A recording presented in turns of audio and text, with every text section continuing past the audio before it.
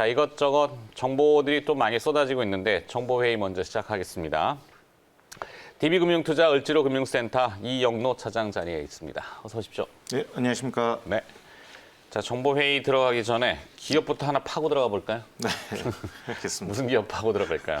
네, 이제 오늘 제가 갖고 나온 게 기존에는 없던 새로운 그 영역 부분의 서비스를 시작하는 그런 회사입니다. 새로운 서비스의 영역 뭘까요? 그 삼영 ENC라고. 삼영 ENC. 예. 이 회사는 이제 일단은 2021년 2월부터 해양수산부에서 실시하는 바다에서 사용하는 내비게이션, 네. 예, 이 서비스를 시작을 했습니다. 이 내비게이션을 공급하는 회사이고요. 1월 26일 날 공급에 대한 공시 내용이 좀 나왔습니다. 이게 이제 실시가 되는데 선박용 이 내비게이션이라는 게 이제 국내는 중소형 선박 7만여 척을 대상으로 먼저 장착을 합니다. 네. 이게 이제 뭐냐 그 300톤 그 솔라스라고 해가지고 솔라스 선박이라는 대상인데 이거는 300톤 이하 규모의 선박들입니다. 그래서 원양보다는 근해에서 어업을 하거나 아니면은 뭐 이제 여객업이라든지 이런 업을 하고 있는 선박들의 대상으로 실치를 이제 장착을 하는 거고요. 세계 시장 규모가 이제 앞으로 확장이 될 때 깜짝 놀라긴 했지만 한 1,200조 정도라고 합니다. 시장 규모가. 그런데 이게 이제 국내에서 최초로 시행을 하는 거고 이거를 선점을 하면서 그 선점 효과를 좀 기대할 수 있는 부분들. 국내만도 한 240조 정도 시장이라고 하는데 이게 이제 LTE망을 이용해서 LTEM이라고 하는데 이 망을 이용해서 근해 100km까지의 서비스를 시작을 합니다. 근데 이제 기존의 이제 선박들에 대한 이런 안에 보면은 각종 항법 장치라든지 무선 서비스 그다음에 그 해류나 조류의 흐름 뭐 이런 부분들이 각자 전부 다 모니터가 따로따로 있었어요. 근데 이거를 하나로 통합을 해가지고 다 거기서 이제 보여주는 우리 차량 운전하실 때 내비게이션 보시게 되면은 차량의 이제 그 지도를 빨리 찾아가는 역할뿐만 아니라 각종 서비스 부분들도 이제 막히는 구간이라든지 이런 부분들도 나타나게 되는데요.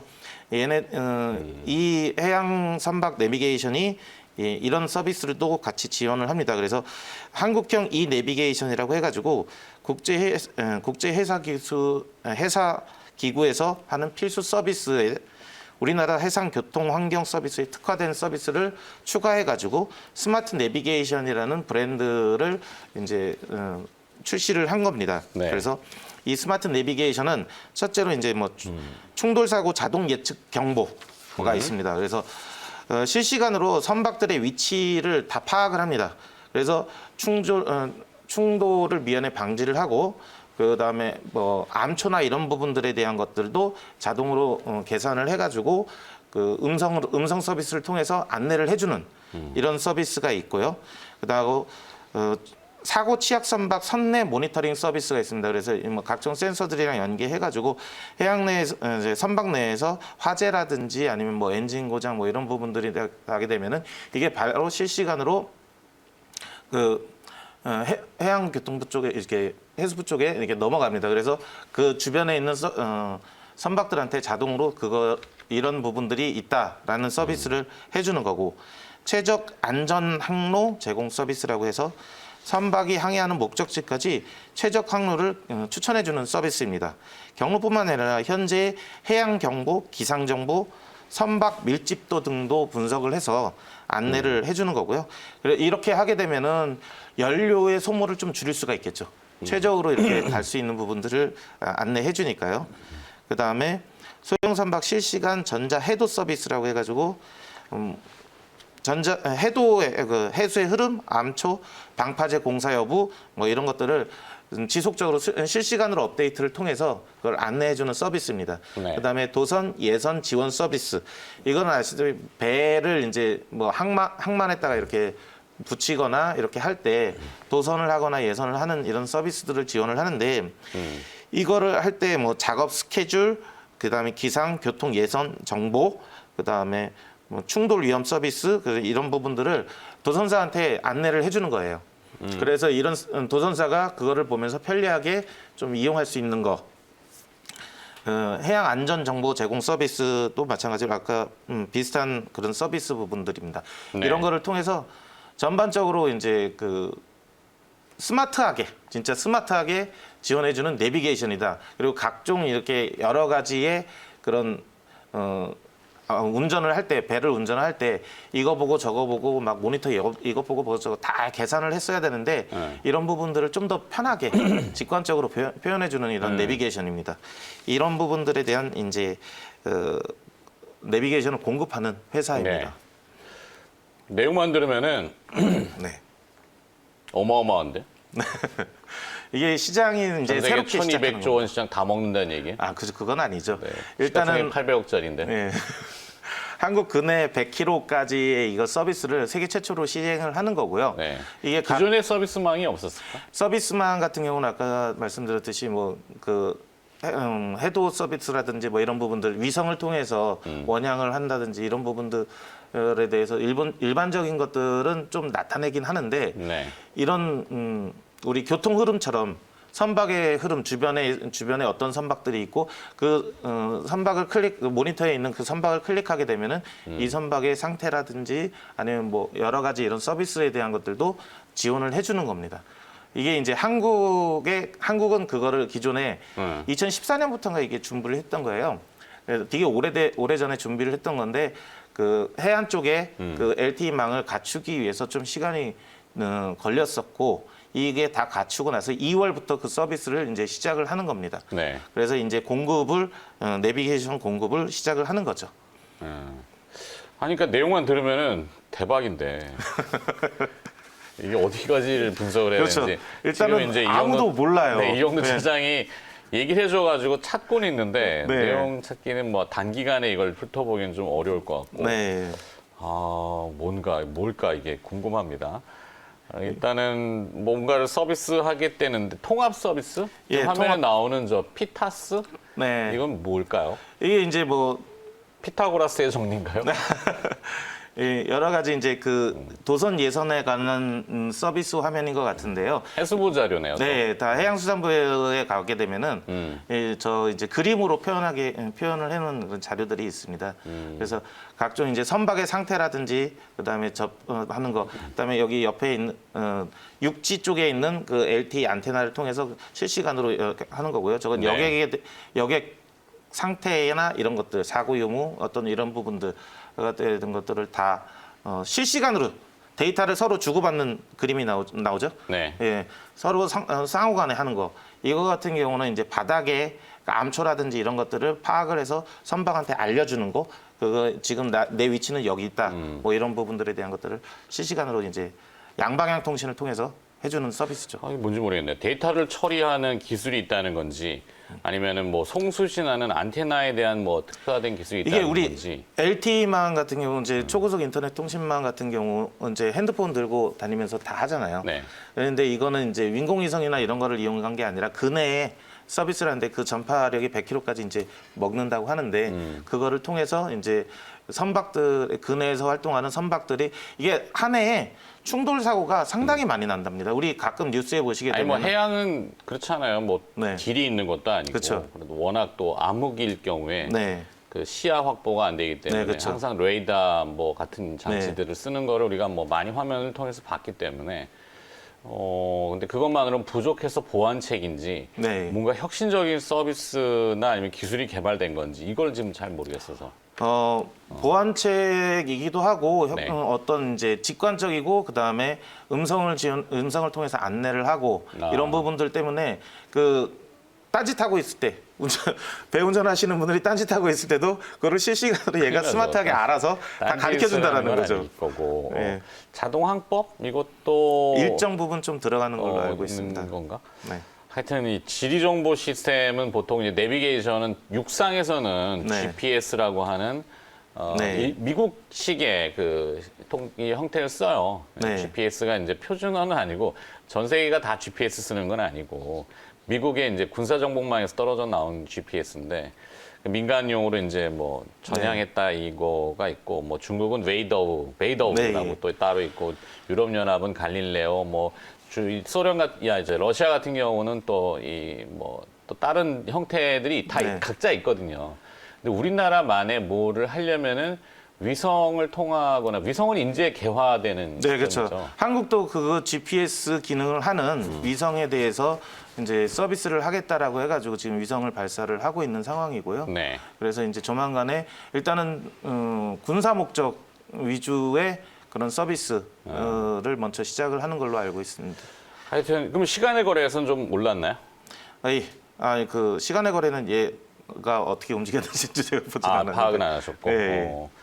그래요. 뭐 하여튼 일단은 작은 기업이지만 830억의 시가총액. 네. 또 요즘 워낙 그 항공우주 테마긴 합니다만 결국에는 전 국토와 해상을 어우르는 우리나라만의 뭐 아이언돔까지는 아니어도 뭐 네. 그런 개념들이 좀 이제 일단은 이게 1월 26일 날 공시했던 거에 대해서는 내비게이션의 공급 계약 부분을 일단은 한 39억 정도 수준의 공급 계약을 일단은 냈어요. 네. 그 초도 물량일 것 같고요. 그 그 부분에 대해서 지속적으로 이제 물량 소진이 되면은 계속적으로 이제 그 공급을 하겠죠. 예. 시간의 거래에서는 뭐 그렇게 막 돋보이진 않았는데 오늘 뭐 개장하고 좀 주목을 받을란가 봐야 되겠군요. CB 전환이 있군요. 네. 재료가 나올 때가 됐군요. 보통 이 주식 전환, CB 전환 물량이 들어올 때 네. 재료들을 주가가 한 번씩 좀 올라가야지. 툭툭 내는. 네. 근데 지금 화면에 나가고 있는 스마트 내비게이션, 네. 뭐 해상용이겠죠. 네. 근데 내용만 보면은 상당히 센세이션하다. 네. 눈에 띄는 재료인데 이게 이제 시장에서 얼마나 알아줄지 봐야 되겠습니다. 이게 일단 정부랑 같이 해가지고 서비스를 하는 부분들이고, 네. 그다음에 이제 내비게이션은 얘가 이제 물론 이제 다른 회사들도 뭐 해양용 내비게이션을 뭐 만든다 이런 부분들도 있었는데 일단은 얘가 공급 계약에 대한 공시가 나온 상황이기 때문에 네. 얘는 납품하는 건 이제 확실히 맞겠죠. 얘라는 건 이제 예, 삼형 죄송합니다. ENC. 네. 아니 뭐 이 기업을 얘기하는 거니까. 좋아요. 하여튼 뭐 몰랐던 분야고 이 기업이 네. 이런 것도 하는구나. 그렇죠. 이런 것도 알 수 있었고 네. 작은 기업인 것 같고 뭐 이렇게 확 도드라졌던 기업은 아니지만 네, 그렇죠. 예. 그래도 뭐 공부해 보는 측면에서는 하나 기록해 놓을 만한 그런 내용이네요. 이제 배 타고 나갈 때 새벽에 나가면서 출조 나갈 때 좀 낚싯배에게? 낚싯배 사고가 좀 줄지 않을까. 어. 예.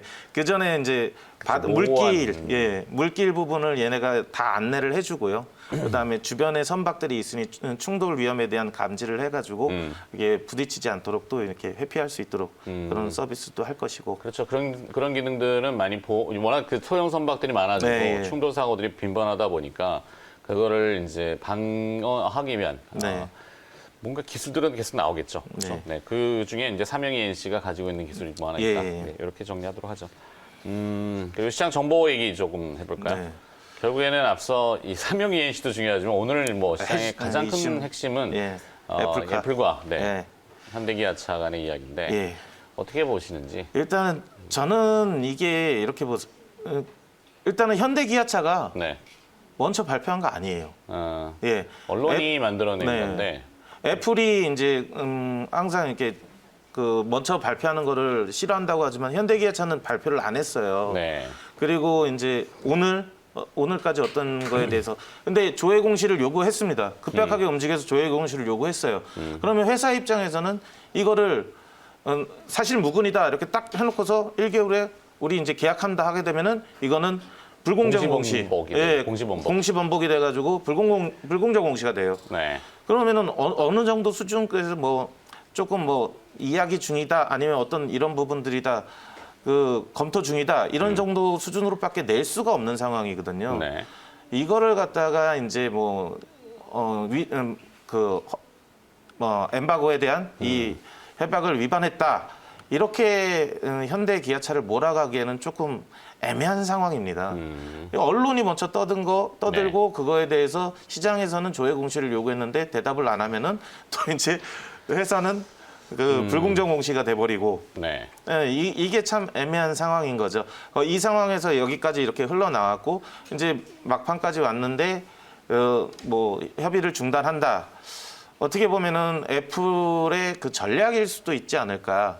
어떤 협상력을 키우기 위한 예, 이런 그러면서 나왔던 수도 게 이제 있고. 일본 업체들, 그러니까 결국엔 비딩 전략이라고 네. 해서 가격을 붙여보는 거죠. 네, 뭐 이렇게 자기한테 유리한 네, 무엇인지는 뭐 그것은 기업만의 전략이기 때문에 뭐다라고 단정할 수는 없는 예, 건데 예. 현재 나와 있는 팩트는 일단은 당사자 간 애플과 현대 기아차 간에 어느 누구도 공식적인 입장을 내놓지는 않았다. 네, 그렇죠. 네. 그러니까 해외 언론과 국내 언론, 특히 네. 이제 국내 언론 일부에서 조금 많이 네, 집중적으로 하는 바람에 언론이 재생산. 저희도 보도는 아니지만 언급은 했고 네. 다루지 않을 수는 없었기 때문에 시세가 움직이니까. 그렇죠. 하지만 그 내용에 대해서는 저희 좀 신중을 했는데 네, 이건 어떻게 진행이 될지는 봐야 되겠군요. 어쨌거나 시장 개장 초반에는 조금 많이 출렁임이 좀 있겠죠. 출렁이기 있지 않을까. 왜냐하면 거래량은 그것을 좀 터지- 가정하고 선제적으로 주가에 반영을 미리 네. 했잖아요. 네, 조금 영향이 있겠네. 예. 음. 그래서 일단은 뭐 그리고 또 대만의 애플 전문가라고 하는 분이 네. 뭐 이것도 뭐 언론에 계속 고밍치 얘기했지만, 예. 씨가 언급이 되는데 뭐 저도 본 적은 없어요. 본 적은 없는데. 이분이 애플 폰에 대해서 어떤 식으로 나온다라고 많이 이제 예측을 했었는데 네. 그게 거의 다 맞아떨어졌던 그런 분인데 이분이 예측하기로는 일단은 어쨌든 현대 기아차 쪽에 이제 생산을 하는 걸로 이야기를 좀 하는 것 같습니다. 이게 더불어 조지아 테마라는 게 형성이 됐잖아요. 그렇죠. 조지아주에 네. 그 도로변을 따라서 뭔가 네. 설치되어 있는 기업들의 예. 주가 그냥 뜬금없이 그리고 지금 현재 되는데. 그 미국 내에서 애플카를 판매될 때 미국 관세나 이런 부분들도 생각을 해야 되는데 네. 그러면은 현재 그 GM이라든지 포드 이런 쪽에서 그 생산을 하든지 아니면 현대 기아차 부분에 대해서 생산을 해야 되거든요.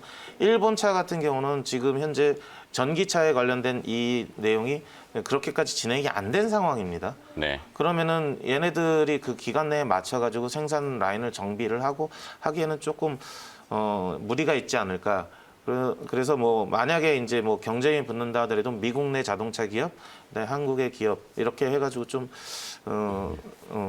서로 이제 힘겨루기를 하고 있지 않을까. 뭐 이렇게 제 예측입니다. 네. 아니 뭐 이용도 차장의 생각을 들어보는 거니까 정보 네. 하는 네. 거니까. 하여튼 근데 이제 보면은 언론도 좀 조심해야 되는 부분이 단독이라는 타이틀을 최근에 많이 네. 남발하잖아요. 그것이 이제 투자자들을 잘못하면 호도할 수도 있고 네, 단독의 독자가 이제 포이즌이 될 수도 있고 네, 그죠? 그렇죠. 조심해야 됩니다. 신중해야 돼서 저희도 항상 신중하려고 잠깐 노력을 잠만 자고 일어났으면 좋겠는데요. 그렇죠. 별 영향 없고 물론 미래가 어떻게 될지는 몰라도 네. 가능성이 농후하다는 건 이제 우리가 합리적인 추론일 뿐이지 결정된 바는 아무것도 없다. 네, 애플이 전략적으로는 뭐 많이 그랬던 경우를 봤기 때문에 네. 거기까지 네, 더 얘기하면은 되게 좀 위험스럽게 그래서 이거 그래요. 네. 하여튼 시장이 너무 이제 출렁거림이 좀 있겠네. 집중되고 있는 종목이다 보니까 예. 별 탈 없이 잘 좀 완만하게 갔으면 좋겠는데 재료에 따라 춤추는 바람에 안 다룰 수도 없고. 네. 그 얘기가 주말에 또 평온한 가운데 툭 튀어나와가지고. 네. 자, 시간의 특징주들 몇 가지 정리해보죠. 예. 금요일장 끝나고 시간외로 거래된 일단은 뭐 기업 중에 상한가 간 기업들 같은 경우는 KR 모터스 KR 모터스? 비즈니스온인데 뭐 네. 이거 같은 경우는 KR 모터스 같은 경우는 전기 자동차용 부품 장비 연구 개발 업체 그린 모빌리티 주식을 이제 취득했다라는 부분 때문에 이제 움직였고요. 네. 비즈니스온 같은 경우도 마찬가지로 소프트웨어 공급업체인 렛지 파트너 지분을 좀 인수를 했는데 비즈니스온 같은 경우 재무 솔루션 사업 부분에 대한 확장, 시장 경쟁력 강화 이런 부분들 때문에 어쨌든 지분 인수에 대한 이슈 이 부분 때문에 좀 이제 많이 움직였고요. 네. 특히 이제 상한가는 아니었는데 위즈윅 스튜디오라는 이 부분이 그렇죠. 엔터테인먼트 쪽에서는 이 네, 승리호 네. 개봉이 됐나요? 넷플릭스에서 2월 5일 날 개봉이라고 하긴 넷플릭스 표현하기는 좀 그렇고 뭐라고 표현하죠? 서비스를 시작했습니다. OTT에서 네. 이제 서비스가 공급이 되기 시작했. 네. 이미 나오긴 했나요? 네, 예. 보셨나요? 안 봤습니다. 아직 못 보셨나요? 예, 아직 못 봤습니다. 야, 그 승리호. 와이프한테 이거 보자고 그랬더니 네. 다른 거 본다고. 드라마 보셔야 돼요. 그렇죠. 예, 이제 근데 평은 조금 이렇게 나눠져 있던데. 국내의 그 국내가 이제 뭐 K 좀비를 뛰어넘어서 K 이제 우주에 대한 네. 이런 부분들을 다뤘다 뭐 이렇게 돼 있는 건데 어쨌든 스튜디오 안에서 이제 촬영을 했던 거고 이런 부분들에 대해서는 새로운 시도고 도전이고 이런 부분들로 보시면 될 것 같고요. 네. 그거보다는 이제 위즈익 스튜디오가 이제 하는 거 자회사인 MP NP. 예 이게 이제 브랜드를 이미지화하고 이거에 대한 것들을 하는 거 이런 서비스 를 하는 회사인데요. 네. 브랜드 익스피리언스라고 해가지고 이제 소비자가 직간접 취업을 통해 본인에게 적합한 제품과 서비스를 선별할 수 있도록 해주는 서비스 개념입니다. 그래서 뭐 삼성 갤럭시 갤럭시폰 뭐 행사라든지 현대기아차 뭐 자동차에 대한 이런 부분들 신차 발표회라든지 그 다음에 가상의 스튜디오인가요? 뭐 그런 것들을 부분들도 서비스를 하지만 네. 실제 오프라인 행사에서도 마찬가지로 할 수도 있는 거고 온라인 상황에서도 오프라인 할 수- 행사는 지금 뭐 거의 예, 지금은 못하지만 2020년도 WCG 이제 게임 페스티벌에서도 얘네가 이제 그 주관을 해서 행사를 주관해서 진행을 했던 거고요. 네. 그래서 상당히 이제 어느 정도의 인지도가 있고 그거에 대해서 잘 하는 기업인데 이게 이제 삼성 스펙 2호랑 합병을 합니다. 그러니까 위지윅 스튜디오의 자회사 NP가 네. 상장을 하나요? 네, 예. 스펙 합병을 통해 가지고 예, 예. 그렇게 얘기를 스펙 합병을 통해서 이제 합병을 하고요. 근데 이게 뭐 일단은 합병을 발표를 했는데 주총일은 6월 4일 해가지고 6월 4일 날 주총을 해서 합병을 하겠다고 해서 하게 되면은 최종적으로 거의 뭐 문제가 없고 7월 5일 날 합병 기일입니다. 네. 일단 예정은 그렇게 돼 있고요. 또 하나 이제 위지익 스튜디오의 자회사인 레몽레인 레몽레인. 예, 이 회사 같은 경우도 이게 이제 코넥스에 상장돼 있는 기업인데요. 네. 이 회사도 이제 코스닥 이전 상장을 추진 중에 있습니다. 레몽레인은 제작사인가요? 아, 예, 드라마 제작사입니다. 드라마 제작사. 예, 예. 예, 드라마 제작사이고 꽤 이제 뭐 인지도가 있는 이런 회사고요. 이 회사가 이제 뭐 코스닥 이전 상장에 대한 심사 청구 상장 청구 심사 중에 있습니다. 그래서 네. 만약에 이게 다 통과가 되고 그렇게 되면은 위지익 스튜디오가 자회사 두 개가 그 상장사를 거느리게 되겠죠. 이미 근데 주가는 뭐 4,000원대부터 10,000원 가까이 한 2배 이상 주가는 두 달여 동안 올랐군요. 네, 예. 이런 재료를 품고 올랐네. 네, 좀 그런 안은 내부적으로 좀 어떤 이야기는 기대감으로. 있었겠죠. 예. 근데 이제 뭐 MP랑 합병하는 이제 삼성 스펙 2호 같은 경우는 2,180원 정도 수준입니다. 그래서 한 네. 9% 정도 지금 원래 2,000원에 시작을 하니까 9% 정도 지금 올라간 상태고 그 160억 정도 시가총액 삼성 스펙 2호는 160억 정도 이제 돼 있는데 그 MP의 가치를 어떻게 주느냐. 우리 MP가 주식 수량이 어느 정도 있는지는 정확하게 잘못됐는데 합병 비율은 6대1 정도입니다. 네. 그러면은 6배 곱하게 되면은 그 12,000원 정도 수준이겠죠. 현재 시간에서 거래되는 게 아니 시간에가 아니라 그러니까 12,000원이라고 그러시면 위지익 스튜디오의 가치를 12,000원으로 생각하시면 되니까. 예, 네, 그런 건 아니고 예, 그거 아닙니다. 시간의 특징주를 보는 거고 그 재료들이 있다라는 정도만 이 주가가 어떻게 될지는 누구도 모르는 거고 네, 예, 사실은. 그렇죠. 네, 문 열어봐야 되는 거니까. 그래서 뭐 여기까지? 이게 관심 있다라면은 삼성 스펙 2호도 괜찮다. 삼성 스펙 2호. 예. 여기까지 듣도록 하겠습니다. DB금융투자 을지로금융센터 이영로 차장과 함께 정보회의를 펼쳐봤습니다. 오늘 고맙습니다. 네, 감사합니다.